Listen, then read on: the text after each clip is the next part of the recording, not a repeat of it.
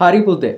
ඔයාලා A level art කරන ළමයෙක් නම් ආර්ට් වලත් පොලිටිකල් සයන්ස් දේශපාලන විද්‍යාව ගන්න ළමයෙක් නම් ඔයා සමහර විට 2026 A level batch එකේ වෙන්න පුළුවන්. සමහර විට 2027 A level ළමයෙක් වෙන්න පුළුවන්. සමහර විට මේ සැරේ O level ලියලා දැන් A level වලට ක්ලාස් යන 2028 ළමයෙක් වෙන්න පුළුවන්. ඔයා කවුරු වුණත් දේශපාලන විද්‍යාව පොලිටිකල් සයන්ස් කියන විෂය A level වලට ගන්න ළමයෙක් නම් අනිවාර්යෙන්ම ඔයා දැනගෙන ඉන්න ඕන පොලිටිකල් සයන්ස් පේපරේ හැදෙන්නේ කොහොමද, පේපරේට කොච්චර වෙලාවක් හම්බ වෙනවද, එතකොට පේපරේ ප්‍රශ්න කීයක් කරන්න ඕනද, ප්‍රශ්න තෝරගන්නේ කොහොමද කියන දේවල් ටික අනිවාර්යෙන් මේ වීඩියෝ එක අවසන් වෙනකම් බලන්න හැම ළමයෙක්ම. ඒ කරුණු ටික ඔයාලට මේ පොඩි වීඩියෝ එකෙන් පැහැදිලි වෙයි.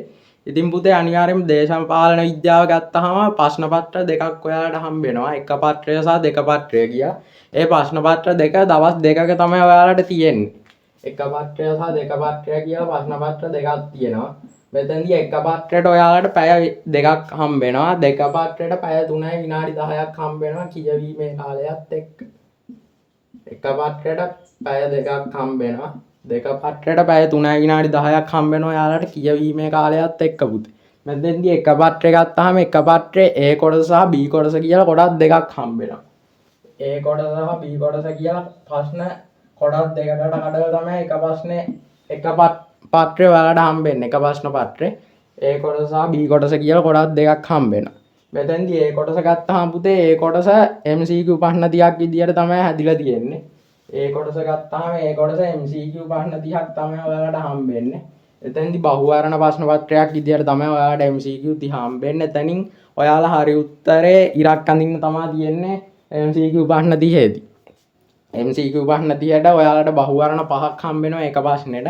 එතනින් ඔයාලා හරි උත්තරේ තෝරන්න තමයි මෙතන එක ප්‍රශ්න පත්‍රයේ ඒ කොටස MCQ 30 තියෙන්නේ. එතකොට එතන එක MCQ එකට පුතේ ලකුණු දෙක ගානේ ලකුණු 60ක් හැදෙනවා. එක MCQ එකට ලකුණු දෙක ගානේ ප්‍රශ්න 30ට ලකුණු 60යි. මෙතන B කොටස ගත්තාම එක ප්‍රශ්න පත්‍රයේ B කොටස කෙටි ප්‍රශ්න 20ක් විදියට තමයි ඔයාලට හම්බෙන්නේ. B කොටස ගත්තාම B කොටස කෙටි ප්‍රශ්න 20ක් තමයි ඔයාලට හම්බෙන්නේ. එතකොට කෙටි ප්‍රශ්න 20ට ලකුණු දෙක ගානේ පුතේ ලකුණු 40යි. කෙටි ප්‍රශ්න 20ට ලකුණු දෙක ගානේ ලකුණු 40යි. මෙතන ලකුණු 60යි, මෙතන ලකුණු 40යි එකතු වුණාම පළවෙනි ඔයාලට ප්‍රශ්න පත්‍රයට ලකුණු 100යි. පළවෙනි ප්‍රශ්න පත්‍රයේ ලකුණු 100 හැදෙන්නේ මෙතන ලකුණු 60යි, මෙතන 40යි එකතු වුණාම. එතකොට පුතේ මේ දෙක ප්‍රශ්න පත්‍රය ගත්තාම දෙක ප්‍රශ්න පත්‍රේ පැය 3යි විනාඩි 10ක් හම්බ වෙනවා ඔයාලට කියවීමේ විනාඩි 10ත් එක්ක. එතකොට මෙතන කොටස් 3කින් තමයි ඔයාලට ප්‍රශ්න පත්‍රය හැදිලා තියෙන්නේ. කොටස් 1 2 3 කියලා කොටස් 3කින් තමයි ඔයාලගේ දෙවැනි ප්‍රශ්න පත්‍රය හැදෙන්නේ. එතකොට පුතේ දෙවැනි ප්‍රශ්න පත්‍රයේ කොටස් 3 ප්‍රශ්න 10ක් තියෙනවා. රචනා ප්‍රශ්න 10ක් තියෙනවා. එතන එක කොටසේ රචනා ප්‍රශ්න 3ක් දෙනවා. දෙක කොටසේ රචනා ප්‍රශ්න 4යි, තුන කොටසේ රචනා ප්‍රශ්න 3යි. මෙතනින් ඔයාලා පහක් තෝරාගෙන කරන්න ඕනේ. මෙතනින් පහක් කරන්න ඕන ඔයාලා දෙවැනි ප්‍රශ්න පත්‍රයේ ප්‍රශ්න 5ක් කරන්න ඕන තෝරගෙන. එතෙන්දී ඔයාලා ප්‍රශ්න 5ක් තෝරගනිද්දී ඔයාලට කැමැති ප්‍රශ්න 5ක් නම් පුතේ තෝරගන්න බෑ. මෙතන ප්‍රශ්න 5ක් තෝරගනිද්දී ඔයාලට කැමැති ප්‍රශ්න 5ක් තෝරගන්න බෑ. මොකද මෙතන කිසියම් නීති ටිකක් එයාලා දෙනවා. ප්‍රශ්න තෝරගන්න ඕන විදිය කියලා එයාලා ප්‍රශ්න පත්‍රයේ උඩින් කිසියම් නීති ටිකක් දෙනවා.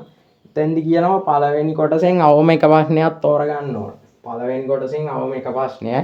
දෙවැනි කොටසෙන් අවම ප්‍රශ්න දෙකක් තෝරගන්න ඕන. දෙවැනි කොටසෙන් අවම ප්‍රශ්න දෙකයි. තුන්වෙනි කොටසෙනුත් අවම ප්‍රශ්නයක් තෝරගන්න ඕන. එතකොට මෙතන ප්‍රශ්න 3න් එකයි, මෙතන 4න් දෙකයි, මෙතන 3න් එකයි. එතකොට ප්‍රශ්න ඔක්කොම 4යි. තා එකක් ඔයාලා තෝරගන්න ඕනේ. ඒක විතරක් ඔයාලට මෙතනින් හරි කැමති කොටසකින් තෝරගන්න පුළුවන්. එතකොට පළවෙනි කොටසෙන් තෝරගත්ත ඔයාලා පළවෙනි කොටසේ ප්‍රශ්න දෙකක් කරලා, දෙවෙනි කොටසෙන් තෝරගත්තොත් දෙවෙනි කොටසේ ප්‍රශ්න 3ක් කරලා, තුන්වෙනි කොටසෙන් තෝරගත්තොත් තුන්වෙනි කොටසේ ප්‍රශ්න දෙකක් කරලා.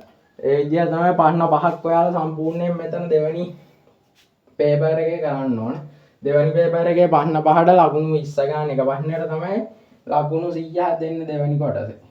ලකුණු 100 දෙන්නේ එක ප්‍රශ්නෙට ලකුණු 20 ගානේ ප්‍රශ්න 5ට ලකුණු 100. එතෙන්දි පුතේ මේ සම්පූර්ණ ප්‍රශ්න එක ලකුණු 20ක් විදියට සම්පූර්ණ ප්‍රශ්න එන්නත් පුළුවන්. සම්පූර්ණ ප්‍රශ්නය එක කොටස දෙක කොටස කියලා කඩලා ලකුණු 10 ප්‍රශ්න දෙකක් විදියට එන්නත් පුළුවන්. නැත්නම් ඒ ප්‍රශ්නය සම්පූර්ණයෙන් දෙකට කඩලා පහේ ප්‍රශ්නයක් සහ ලකුණු 15 ප්‍රශ්නයක් විදියට එන්නත් පුළුවන්. එහෙම આવොත් ඔයාලා පහේ ප්‍රශ්නයකට සාමාන්‍ය පැත්තක වගේ පැති දෙකක වගේ ප්‍රමාණයක් ලියන්න ඕන. පැති එකමාරක්ක 15 ප්‍රශ්නයක් ගත්තොත් පැති 3-4ක් ලියවෙන්න ඕන ඔයාලා සාමාන්‍ය. මෙතෙන්දී සාමාන්‍ය 20 ප්‍රශ්නයක් උනොත් සම්පූර්ණ ප්‍රශ්නයක් ආව ඔයාලා පැති 5-6ක ප්‍රමාණයක් ලියවෙන්න ඕන සාමාන්‍යයෙන්. එතකොට පුතේ මෙතන 10 ප්‍රශ්නයක් ආව සාමාන්‍යයෙන් පැති 2කමාරක් 3ක ප්‍රමාණයක්වත් ඔයාලා ලියවෙන්න ඕන.